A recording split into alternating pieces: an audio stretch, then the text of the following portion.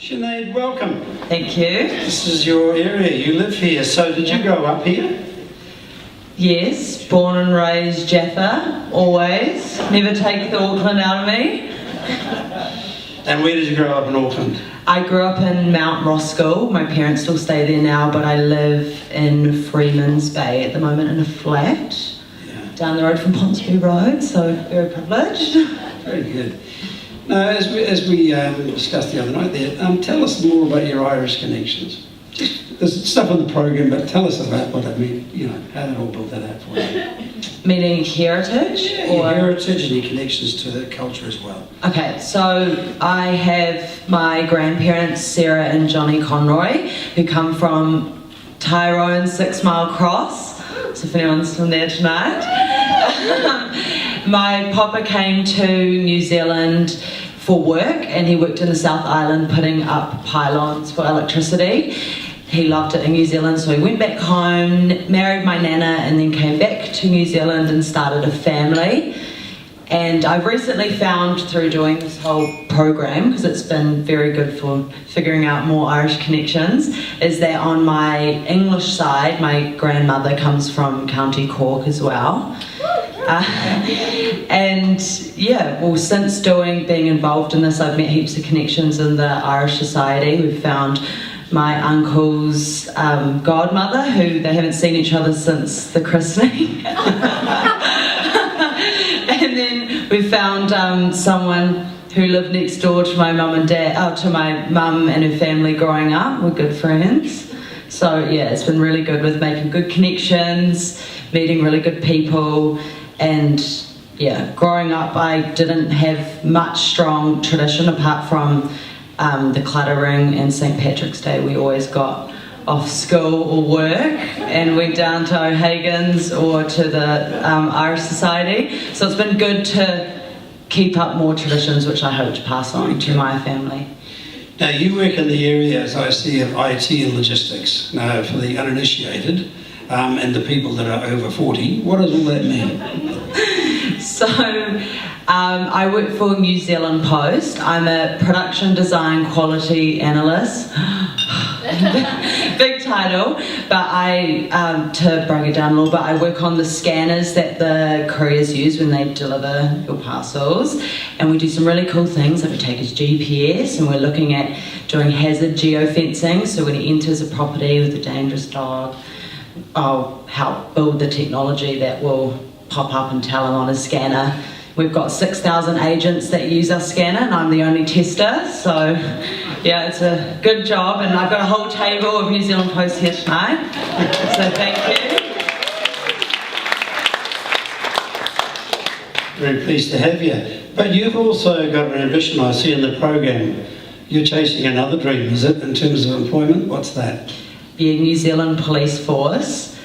I have always wanted to be a cop, but I know that I think I'm mature enough, but I would like to get some overseas experience before joining. I've been to open days and I've done work choice days in the police station, and the one thing they tell me is, we don't want you too young because you're fit, you're healthy, but as soon as you get to an emotional scene, it's normally quite hefty when you're young, so it's good to get some experience before joining. So it's still on the bucket list, but I'm only 21, so we'll wait a little bit. Something to pursue. Tell us about some of your interests then. So I'm really into makeup, typical teenager. I really like playing guitar. I do a little bit of volunteer work for a place called Everybody Eats.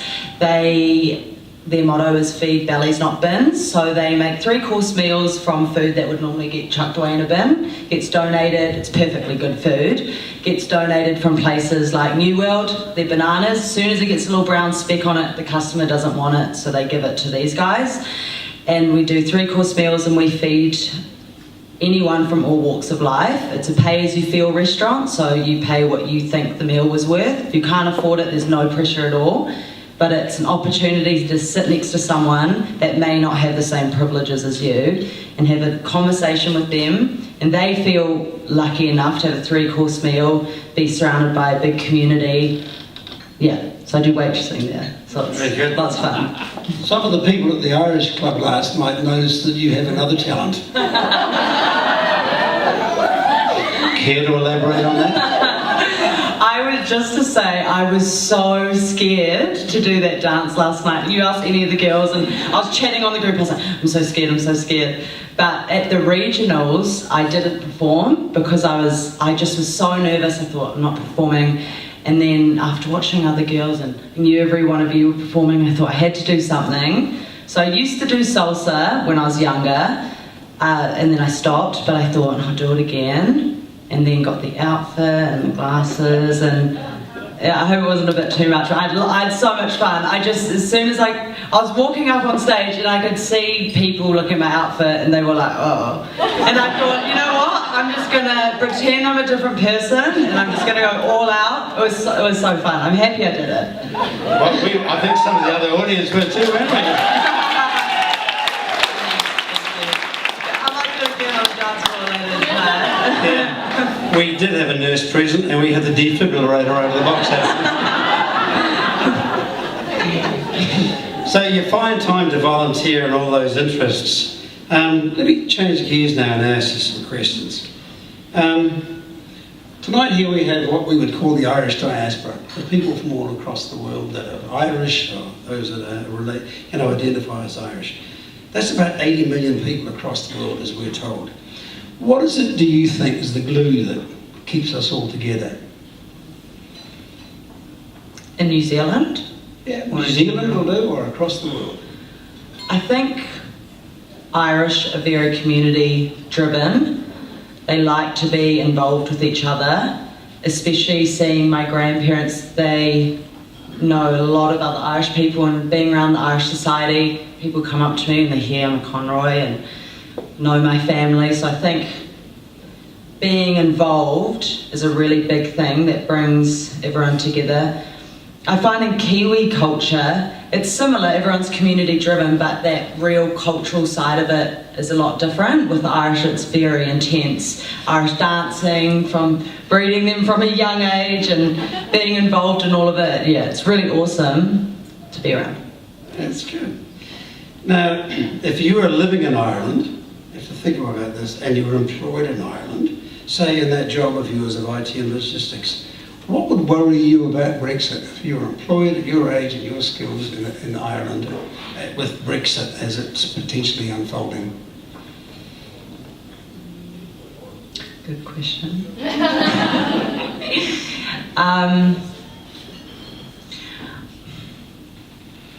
If I was there from the beginning, I think there's a big feel of, even though the public have spoken and they've chosen, I think there's a big feel of miseducation around the whole Brexit, with not realising the full implications at the time of the referendum. So I feel that working there, also with the potential possibility of a hard border, brings a lot of fear in the community. I think, just give me a second to think about this a little bit more. Yeah, I think fear in the community of the hard border, also the fear of violence coming back, trade, market being able to cross freely, or job opportunities in other places may be harder to get visas, or travelling, customs. Yeah.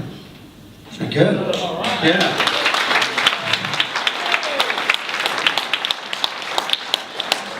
Bringing it back over here, and you probably know a bit about IT and social media, what influence do you think Jacinda Ardern has had recently on the use of social media?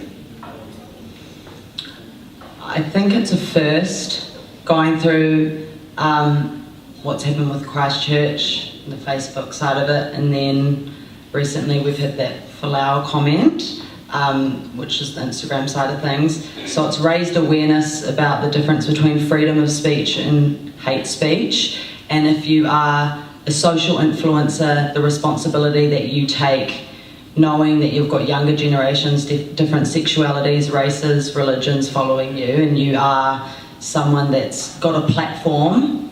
So using it in a way that's you're able to voice your opinion, but in a respectful way that you're not hurting other people or stopping them from being able to feel that they can express how they feel also.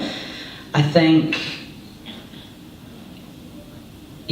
social media it's still quite new, so as we go through different events, we're slowly starting to have new regulations around it, but I think with Facebook and them having more regulations on what people can post also is really good, because same thing, different between hate speech and freedom of speech, so it's important to educate people too of the difference so that they can identify it. So it's also up to the community to report it. Sometimes things can get through, so it's up to everyone to report something that they think is not appropriate so action can be taken.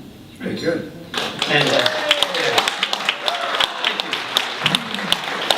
And second to last question, who do you think's going to win the World Cup? Don't even need to finish Ireland! Very good. And last question, as you referred to many times with the family here, if you were selected to represent us in Tralee and represent New Zealand, what would that mean to you? Oh, it would be a very big achievement. I think I'd make my family very proud. Be good because then I could put the pressure on my kids and I'd be like, you've got to live up to this. It's a good opportunity to meet more people, travel.